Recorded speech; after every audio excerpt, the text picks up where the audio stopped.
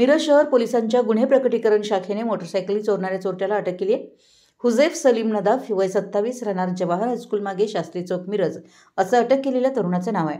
याबाबत अधिक माहिती अशी की पोलीस अधीक्षक संदीप घुगे यांच्या सूचनेनुसार दिनांक 21 ऑगस्ट ते 22 ऑगस्टच्या मध्यरात्री विशेष कोम्बिंग ऑपरेशन करिता उपविभागीय पोलीस अधिकारी प्रणील गिल्डा यांच्या सूचनेप्रमाणे पोलीस निरीक्षक किरण रासकर यांच्या मार्गदर्शनाखाली कोम्बिंग ऑपरेशन करीत असताना शास्त्री चौक परिसरात एक संशयित मोटरसायकलसह फिरत असताना दिसून आल्यानं पोलिसांनी त्याला ताब्यात घेऊन त्याची चौकशी केली असता त्याच्या ताब्यात असलेल्या मोटरसायकलबाबत गुन्हे अभिलेख तपासला असता मिरज शहर पोलीस ठाण्यात मोटरसायकल चोरीस गेल्याबाबतचा गुन्हा दाखल होता। याबाबत अधिक तपास केला असता त्यांच्याकडे अजूनही चोरीच्या इतर मोटरसायकली मिळून आल्या। पोलिसांनी संशयित हुझैफ नदाफ याला ताब्यात घेतले व त्याच्या विरोधात मिरज शहर पोलिसात गुन्हा दाखल करण्यात आला आहे। सदरची कारवाई गुन्हे प्रकटीकरण शाखेचे सहाय्यक पोलीस निरीक्षक अण्णासाहेब गादेकर, सहाय्यक पोलीस फौजदार कदम, राजेश गवळी, झाकीर हुसेन, काझी श्रीकांत केंगार, दीपक परीट, स्वप्नील नायकोडे यांनी केली आहे। याबाबतची माहिती मिरज शहर पोलिसांकडून शुक्रवारी दुपारी 3 वाजता पत्रकारांना देण्यात आली आहे।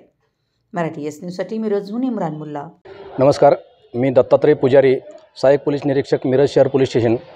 दिनांक 21/8/2025 रोजी माननीय संदीप घुगे साहेब पोलीस अधीक्षक सांगली व माननीय अपर पोलीस अधीक्षक सांगली आणि प्रणील गिल्डा साहेब उपविभागीय पोलीस अधिकारी व आमचे पोलीस निरीक्षक किरण रासकर यांनी कोम्बिंग ऑपरेशन दरम्यान सूचना दिल्या होत्या।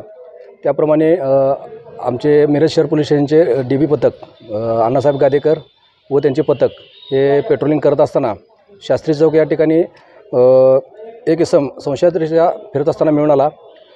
त्याचं नाव विचारलं असता हुझैफ सलीम नदाफ हा मिळून आला। त्यास चौकशी केली असता त्याच्याकडे एक मोटरसायकल मिळून आली। त्या संदर्भात चौकशी केली असता सदरबाबत मिरज शहर पोलीस ठाणे येथे गुन्हा दाखल असल्याची माहिती मिळाली।